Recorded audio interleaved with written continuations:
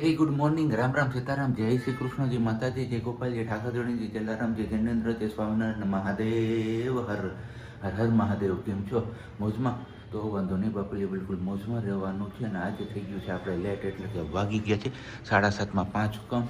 અને આજે આપણે નાહી ધોઈને ફ્રેશ થઈને નીકળ્યા છીએ. હજી દીવાબત્તી કરવાના બાકી છે, ચા પાણી મૂકવાના બાકી છે, અને પ્રજ્ઞાના કામમાં હાથ બટાવવાનો પણ બાકી છે. તો મા દીકરી ભાજી સૂતા છે, કારણ કે છેલ્લા હમણાં આપણે 3 દિવસથી તમે લોકો પણ જોતા હશો કે વહેલા ઉઠીને આપણે સરકડિયા પોગી જતા. તો બસ એ 3 દિવસનો જે થાકોડો હતો ને, થાકોડામાં આજે કેમ લેટ થઈ ગયું ને ખબર જ ન પડી. સવારે ઊંઘ જ ના ઉડી. પછી અચાનકથી ઊંઘ ઉડીને તો જોયું તો 6:45 થઈ ગયા હતા. કીધું ભાગો હાલો, 6:45 વાગી ગયા છે. નકર જનરલી આપણે એટલે કે 6 વાગ્યાની આજુબાજુ તો નિંદર ખુલી જ જતી હોય છે, પણ આજે ના ખુલી. એમના હિસાબે આ બધું લેટ થઈ ગયું છે, પણ કંઈ નહીં. ચલો, જાગ્યા ત્યાંથી સવાર એમ કહેતા હોય છે, તો આપણે પણ એવું જ કરીએ. જાગ્યા ત્યારથી સવાર, અને 7:30 5 કમ છે. તો આપણે પેલા રસોડામાં જઈને ચા મૂકી દઈએ. ચા પાકે ત્યાં સુધીમાં આપણે દીવાબત્તીને એ બધું કરી લઈએ. અને લગભગ મે બી પછી તો મા દીકરી પણ જાગશે એવી શક્યતાઓ રહેલી છે, કારણ કે સિયાબેન પણ સવારમાં વહેલા જાગી ગયા હતા અને થોડીક વાર રમાડ્યા એમને, અને પછી પાછા એ સૂઈ ગયા છે. એટલે હવે મે બી એમનો પણ જાગવાનો સમય થતો આવે છે. તો કંઈ નહીં, ફટાફટથી આપણે છે ને પેલા ચા પાણી મૂકી દઈએ છીએ અને દીવાબત્તી કરી લઈએ છીએ. ત્યાં સુધીમાં તમે લોકોએ વિડીયોને લાઈક નથી કરી તો લાઈક કરજો, ને ચેનલ ઉપર ન હોય તો ચેનલને સબસ્ક્રાઈબ કરજો. જો આ વિડીયો તમે ફેસબુક પેજ ઉપર જોતા હોય તો ફેસબુક પેજને ફોલો કરી દો, અને બેલ આઇકન યુટ્યુબમાં પ્રેસ કર્યા વિના જતા નહીં. તો મળીએ છીએ હમણાં થોડીક વારમાં એક મસ્ત મજાની વાત સાથે. તો દીવાબત્તી થઈ ગયા છે આપણા, અને બીજી બાજુ ચા પણ લગભગ મેં બી હવે પાકો આવ્યો હશે, કારણ કે આપણે દીવાબત્તી કરવા ગઈને પહેલાં કીધું એમ ચા મૂકીને ગયા હતા. તો જી હા, આપણો ચા ઓલરેડી બની ગયો છે અહીંયા. તો ગરમા ગરમ ચા પાણી પણ આપણે પી લઈએ, અને એમની સાથે સાથે તમારા લોકો સાથે એક મસ્ત મજાની વાત પણ શેર કરીએ કે શરીર સુંદર હોય કે ના હોય, પરંતુ શબ્દો સુંદર રાખવા જરૂરી છે. કારણ કે લોકો છે ને સમય જતાં ચહેરો તો ભૂલી જતા હોય છે, પણ જે શબ્દો હોય છે ને એ નથી ભૂલતા. એટલે કે જે આપણે એમને પેલા ઘા માર્યા હોય ને શબ્દો થકી, એ એમના હૃદયમાંથી ક્યારે પણ નથી પૂછાતા. એટલે શરીર સુંદર હોય કે ના હોય, પણ આપણા શબ્દો તો સુંદર રાખવા જ જોઈએ. આ વાત સાથે તમે લોકો સહમત છો કે નહીં, એ તમે કમેન્ટ્સ કરીને કહેજો ચોક્કસથી. અને હવે વેઇટ કરીએ છીએ મા દીકરી ક્યારે જાગે છે. મને એવું હતું કે દીવાબત્તીને બધું થઈ જશે ને ત્યાં સુધીમાં જાગી જશે, પણ નથી જાગ્યા. તો ભલે હવે એકચ્યુઅલમાં એ સૂતા તો સુવા ગયું, આપણો ટાઈમ થશે એટલે આપણે તો ઓફિસ જવા નીકળી જશું. કેટલા વાગ્યા છે? હજી તો વાર છે. આપણે 15-20 મિનિટ જેટલી, 8 વાગે આપણે નીકળીએ છીએ. ત્યાં સુધીમાં તો લગભગ મેં બી જાગી જશે. અને અહીંયા હાથ બટાવવાનું કહેતો હતો, તો કીધું આપણે અહીંયા આ જે કપડાં છે તો વહેલા એમને થોડાક ઘડી પણ કરી દેશું, કારણ કે સિયાબેન પણ આજે હવે 3 દિવસ બહાર ગામ રોકાય છે સરકડીએ. એટલે આજે એમનું નક્કી ના હોય. અમારે દર વખતે એવું જ થતું હોય છે કે સિયાબેનને સતત 2 થી 3 દિવસ આપણે સરકડીએ લઈ જઈએ ને, એટલે જ્યારે ઘરે આવીએ ને ત્યારે નેક્સ્ટ ડે એમને તકલીફ પડે ને પડે જ. એમને સીધું તાતા યાદ આવે, બીજું કાંઈ ન આવે યાર. એટલે એમના મમ્મીને કામ કરવા દે ના કરવા દે, તો બેટર છે કે આપણી પાસે સમય છે તો આપણે પણ હાથ બટાવીને જઈએ, એટલે એમને પણ એટલી ફુરસદ રહીએ સિયાબેનને સાચવવામાં. તો ચલો, હવે વધારે વાતો તો આપણે નથી કરવી. ફટાફટથી ચા પાણી પી લઈએ અને પછી આપણે આ કપડાં ઘડી કરવાનું કામ ચાલુ કરી દઈએ. ચલો, વાગ્યા છે 10:30 જેવો ટાઈમ, અને આજ સવારમાં આપણે મળ્યા જ નથી, કેમ કે સિયાબેન વહેલી જાગી ગઈ હતી, પછી પાછી એને સુડાવતી હતી, તો પછી ત્યાં જતી, એટલે થંબનેલ ને એવું બધું આપણે વિડીયોનું કામ પતાવી લીધું હતું. અને પછી 8:30 વાગે, ધવલ 8 વાગે ગયા ઓફિસ, ત્યારે કહેતા ગયા કે હું જાઉં છું. અને બાકી વાત સિયા દીકરો 8:45 જાગ્યો હતો. પછી મેં કપડાનું મશીન કર્યું, એક મશીન થઈ ગયું તો એ સુકાવ્યા ને એવું બધું કર્યું. તો બધાથી પહેલા વેરી ગુડ મોર્નિંગ ને જય શ્રી કૃષ્ણ. કેમ છો બધા? મજા આવે ને? તબિયત પાણી સારા ને બધાના? મમ દીકરો મમ કહે છે, કેમ કે બેન બાને અત્યારે છે ને મમ્મી દીકરી મસ્તી કરતા હતા ને રમતા હતા, અને રમતા રમતા અમને થોડુંક લાગી ગયું, ઓરકાઈ હતી, એટલે થોડુંક રોવાઈ ગયું વધારે ને ઢીમચું ઉપડી ગયું, લોહી મરી ગયું. પણ વાંધો ન આવ્યો કે ફૂટ ન થઈ કે લોહી ન નીકળ્યું. પણ એક જોતા એમ થાય કે લોહી મરી ગયું હોય ને એ કચરો બેટા, એમ લોહી મરી ગયું હોય ને એ એના કરતાં લોહી નીકળી જાય ને એ વસ્તુ સારી, કેમ કે પછી દુખે વધારે. પણ હવે કંઈ વાંધો નહીં. આ છે બારીની જે કડ છે ને, એ કડમાં ડાયરેક્ટ માથું આવ્યું ને તો જો અહીંયા ઢીમચું થઈ ગયું. દેખું તમે જો કે આ જગ્યા ઉપર છે ને થોડુંક વધારે પડતું લાગી ગયું. મારા ખોડામાં જ હતી અને રમતા રમતા આવી રીતે આમ કરી લડી ગઈ ને હું સીધી ધાર આવી ગઈ. હાથ રાખ્યો તો પણ છતાંય ન પહોંચાણું, ખોરામાં બેઠી હતી છતાંય.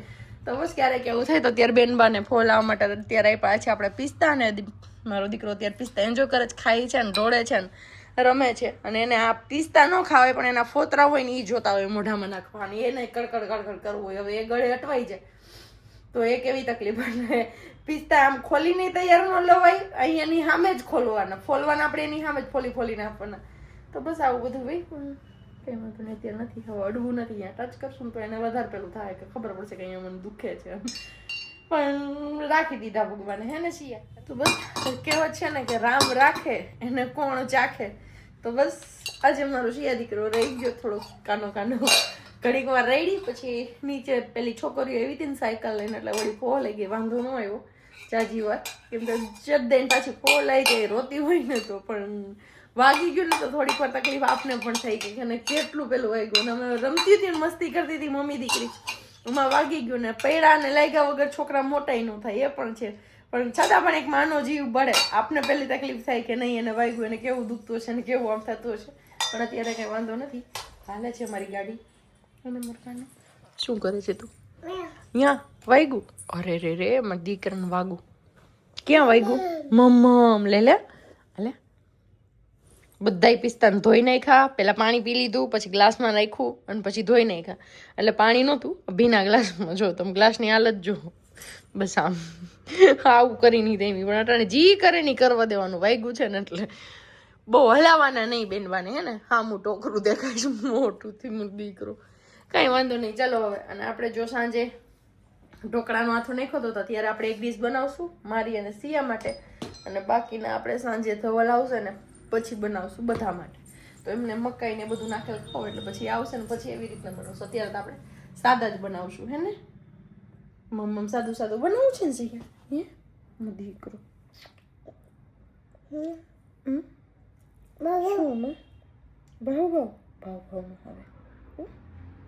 ચાલો અહીંયા પર આપણે ઢોકળિયું મૂકી દીધું છે પાણી ગરમ થવા માટે.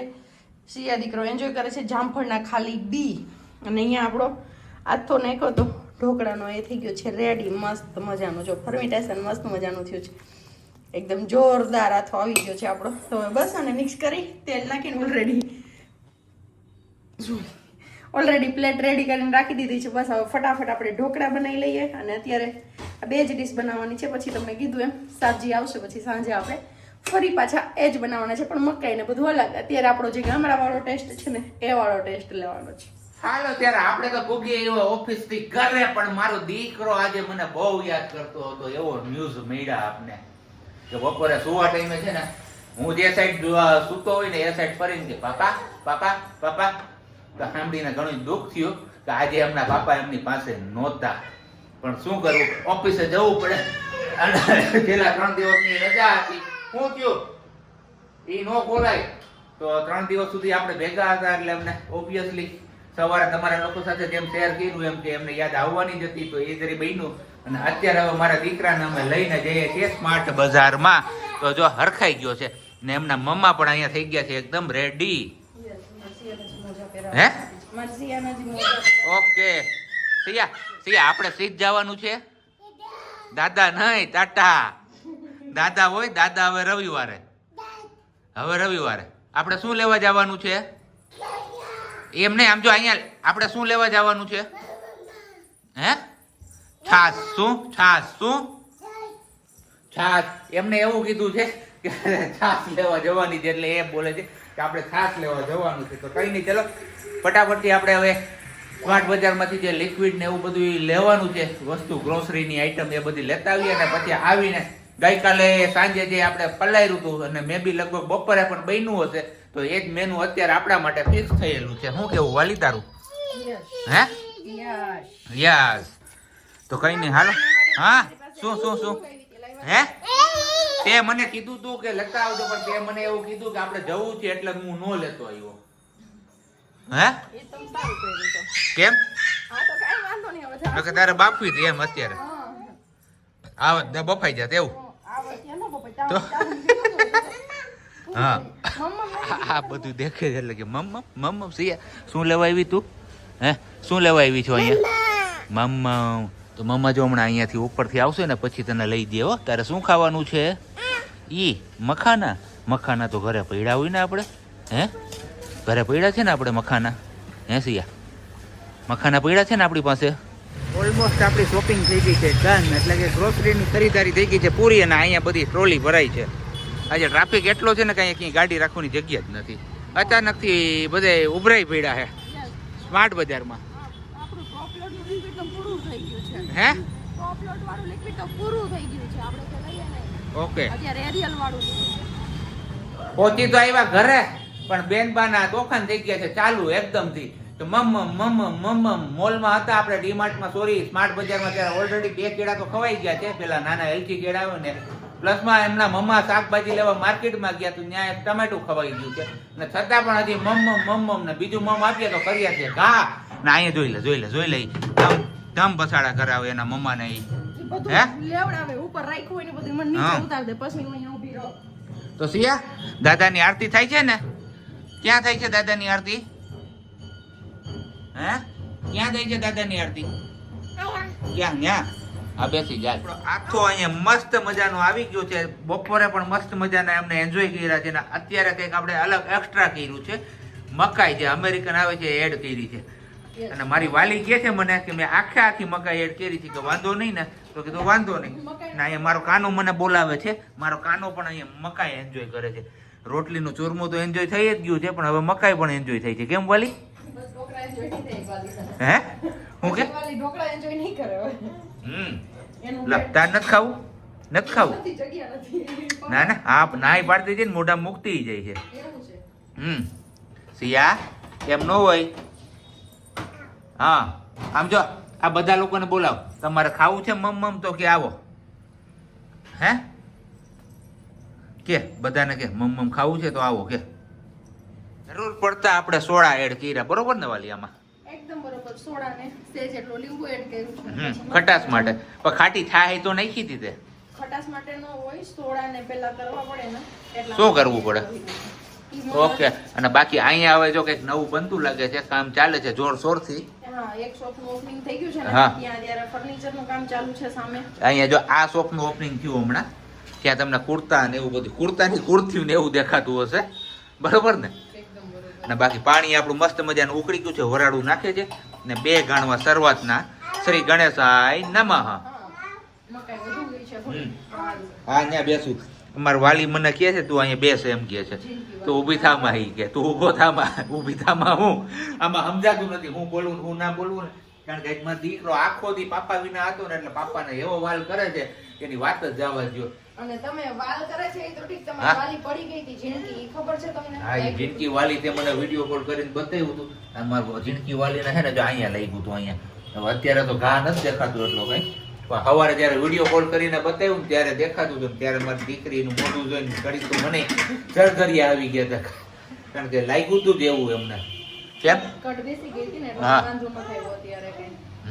શું માં દીકરો ક્યાં લાગ્યું તું સવારે? ક્યાં લાગ્યું તું તને સિયા?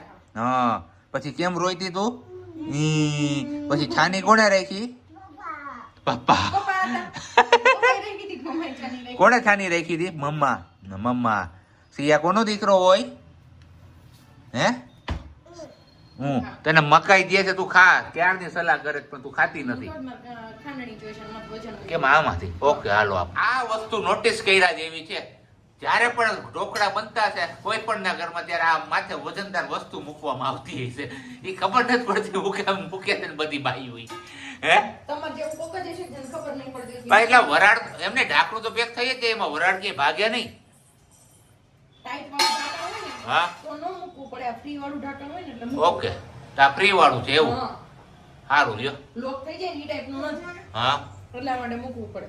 અને તું યાર ક્યાં વઈ ગઈ જમવા? હજી નથી પઈ. ઠેકાણે વહી ગઈ. ઈ હાલો અહીંયા આવશે હમણાં મમ. હે સિયા આવશે ને?